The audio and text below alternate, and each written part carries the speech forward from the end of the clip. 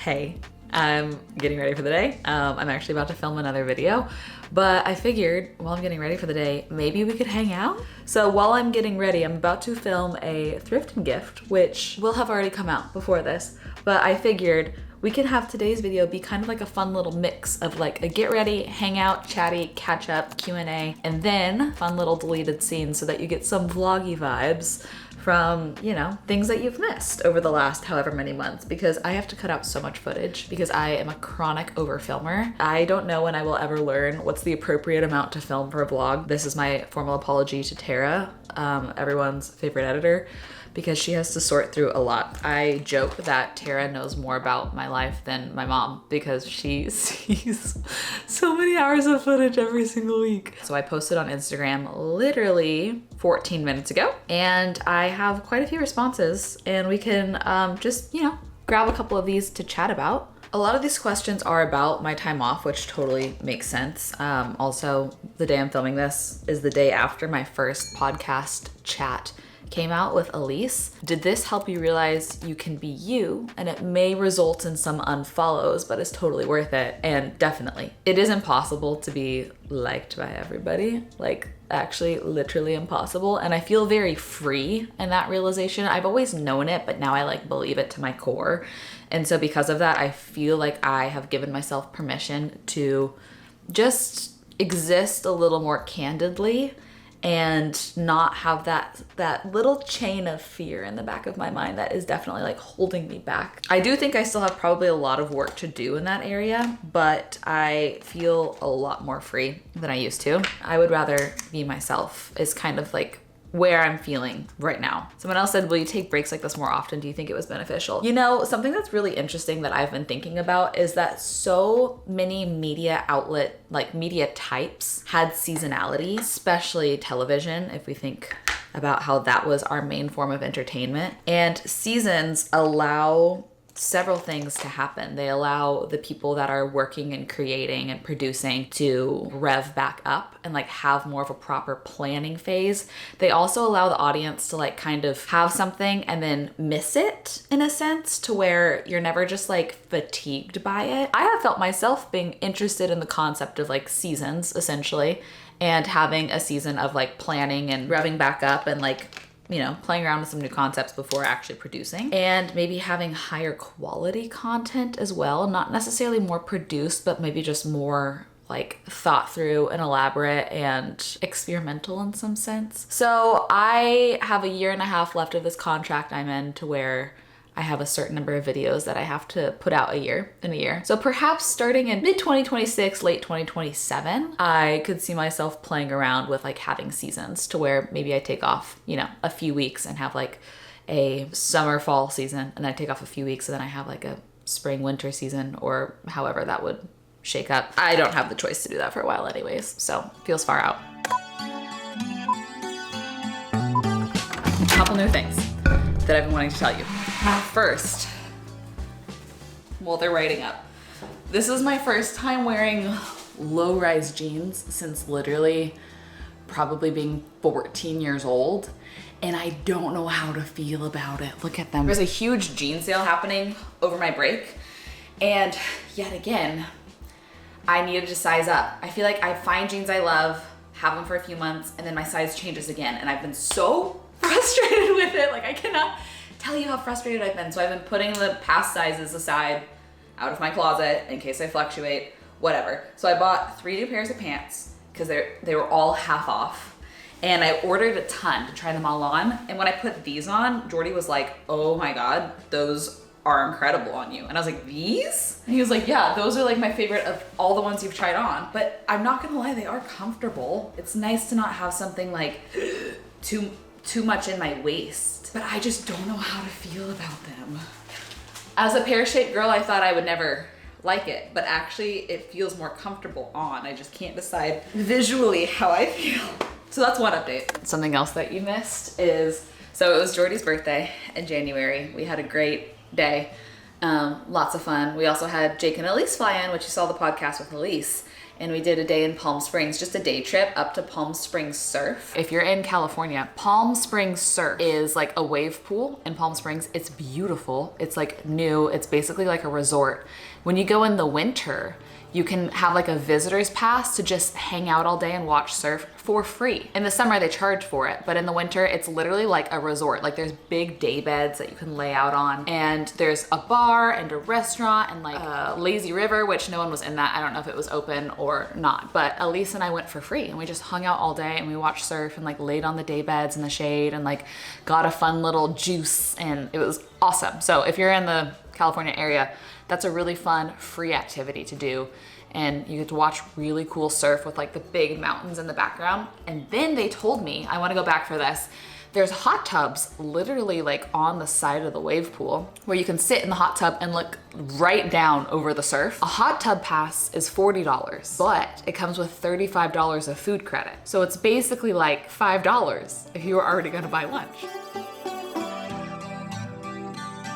How did you see relationships grow during your social media break? I feel like at least like my friendships out here, they feel pretty the same as before because the community out here is very tight, close-knit, hangs out a ton. I do feel like perhaps I've been more present, but not necessarily interacting with my relationships here differently.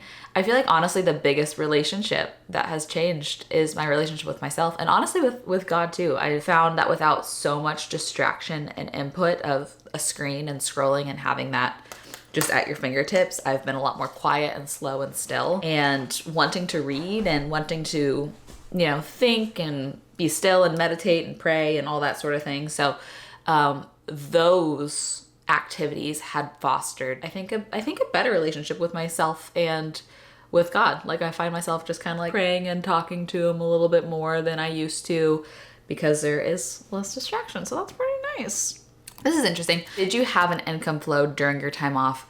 And is it hard starting again as far as views? Starting again as far as views, we will see. I've only had one video come out, and I knew it would probably perform okay because it is like a more vulnerable concept, and that tends to always perform better. Technically, I made no money in January, almost no money. I took one small job of basically filming an ad for Google. YouTube was needing an ad to show at some sort of like marketing advertising conference that was happening. I don't know. It was an easy job though, so I went ahead and took that during my time off. But technically, besides that, I made no money in January. My ad revenue is very dependent on my current videos. So my ad revenue dropped to almost nothing after being gone for over a month on YouTube. But I was still paid in January because something that I think not a lot of people know about working in content creation is, first off, most contracts are net 30, 60, 90, or 120. So sometimes I don't get paid for a job until 3 months after I've finished the job. And then it goes to my management, which my management takes another month to like do all the bookkeeping before they pay me out. And my management pays me once a month, and they have all of my brand deals and also all of my ad revenue. So that is an additional delay. YouTube pays, I think, mid-month for the previous month, but that ad revenue goes to an investment company that I have that deal with, and then the investment company pays out my management, and then my management pays out me. So like each of those is basically a month delay. So this January, I got a paycheck, but most of that income was probably made in like October, November-ish. So my lack of work in January will probably affect my like March, April paycheck. That's a probably way too detailed answer for you about how taking January off affected my January income. So many people asking when we're gonna have a baby. Guys, I'm not gonna start trying until I'm in my 30s, okay? I'm accepting defeat on my eyebrows. It's not gonna be an eyebrow day, which very directly correlates with how I feel about my overall makeup. So that's a bummer, but that's okay. Culinary class / cooking related goals. I'm a little torn, to be honest. So technically we didn't get to finish the program that we were doing at home because my friend went into labor. So we put everything on pause because she had her baby a little early, but baby's great. She's doing great. Now we're trying to figure out, we technically only had 3 class days left, and then our big like kind of final exam was a friends and family dinner. We were gonna do a, like, I forget how many courses, maybe 8-coursed dinner for 10 people and practice actual service. And that I was really looking forward to. Now we're just trying to find a time in this new year, because we were gonna try to wrap everything up in 2024, to pick back up those last classes and then finish that. There's a chance our chef instructor has a new instruction schedule at the actual school. So I'm like losing faith a little bit that all of our schedules are gonna align to make that happen. And if that's the case, we'd just be refunded for the last little bit. I would be bummed, but there's a chance that that might happen. There's also, I'm a little tempted, the school that I was taking that one like semester at has an additional program. It's just a for fun program. It's not like a diploma program or anything too professional, but they have another program that builds off the last one I did. That's another 10 weeks. And I'm, you know, considering that because it is a very appropriately priced program. It still is schooling, so it still is an expense, but I think the whole thing is less than $2,000 for a whole additional semester of classes. So I am tempted by that just to, you know, continue building on my knowledge, but I also do want to be smart with my schedule and my capacity, and there are some other things that have been put on my heart over the break that I do kind of want to pursue.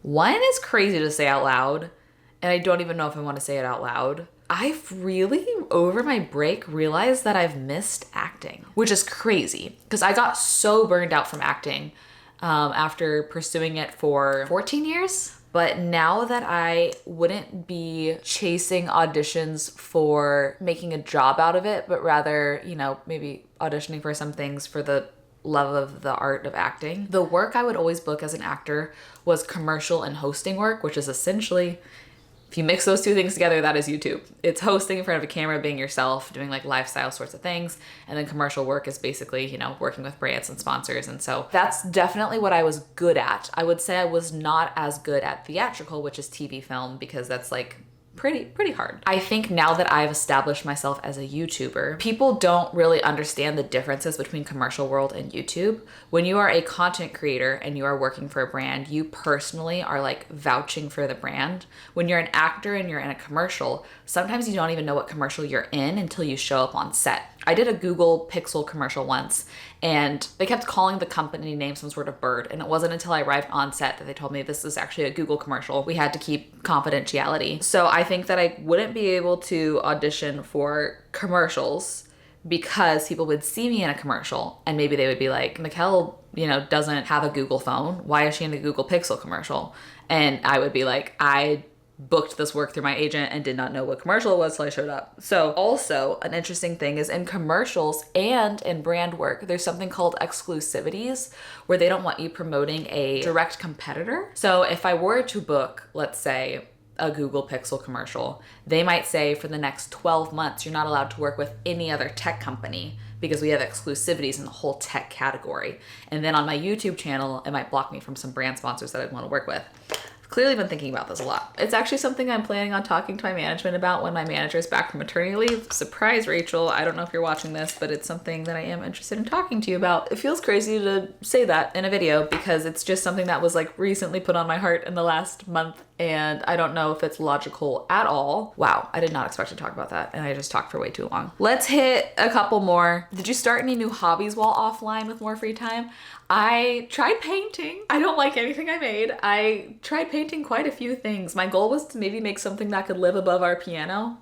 Nothing's good enough because everything I find that I like is out of my budget. I can't make anything that I like. So my only option is to eventually thrift something for above, just like I did for this. This was a secondhand find and I adore it. So I'm hoping to get lucky enough to find something like that for above our piano. But another hobby that I picked up is reading for fun, fiction. I haven't read, especially fantasy, ever. I've never read fantasy, but I haven't read for fun fiction in so many years. I have this toxic mentality that it's only worth my time if it's nonfiction because then I'm learning something and bettering myself, which that is like so freaking toxic. So it was fun to be like, okay, reading can just be for fun and I'm allowed to do things just for fun. Like I don't have to be learning a new skill or bettering myself. So that was really fun.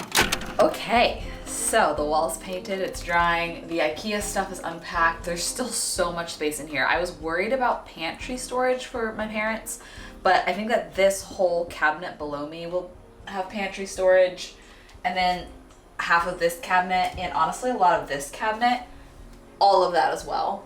And then I'm clearing out the hallway cabinets as well. I was trying to think of a word that wasn't cabinet so that I wouldn't say cabinet again, and I think cabinet's the only word. This space right here is kind of the exact right perfect size to move the console, look, I found a new word, in my office here, and possibly use that as food storage. I've had this cabinet for years, since I lived in Altadena.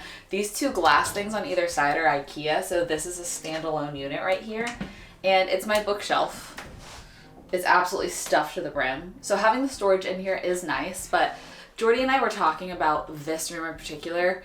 Ever since I got the desk down in the bedroom, hardly use it up here anymore, which in some ways is good because this will be eventually a nursery whenever babies come in years from now. I'm not gonna start trying until I'm in my 30s, okay? Maybe I could just reorient the whole layout in here and move this in there. I kind of want to move it just to see it, but it would require me taking out all the books, so it's no small project. Just visualize it, okay? It is literally the size of, no, it's smaller than 2 of me, which this space is probably 3 of me, more than 3 of me. Initially, I was wanting like a snake plant or something here, but then I put Robbie here, and Robbie does make sense here. I wonder if the smaller Robbie could fit in this little alcove. Probably not. That would be awesome if smaller Robbie could fit there. I might measure it and see, because then I could get a plant for here. I need a measuring tape. We're gonna measure that space.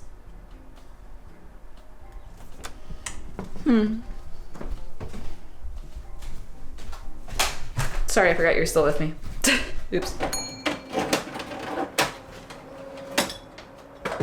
This is just a little too, but wouldn't that be so cute if that could fit right there? This one was on my desk in my office, and it's much more low profile. The lampshade is straight instead of angled, so that like makes it not take up a ton of space. And I think it should fit perfectly fine here. Is it the cutest in the world? No. I think it'll do for now. And I can put this one on my desk. Oh my. Can I even reach that plug? I don't even know. Okay. Alright. Okay. Si se puede. Alright. Okay. And that reminds me, I have another sailboat painting. My sister and her husband got this for me at an estate sale, and I'm wondering if it would be too excessive. Actually, you know what? Here's an idea. Well, I was wondering if it'd be too excessive to hang it first in the hall, but then I thought I could hang it here because when I'm filming, I don't like how this has a glare, and this is matte, so this would actually look better behind me when I'm filming facing this way.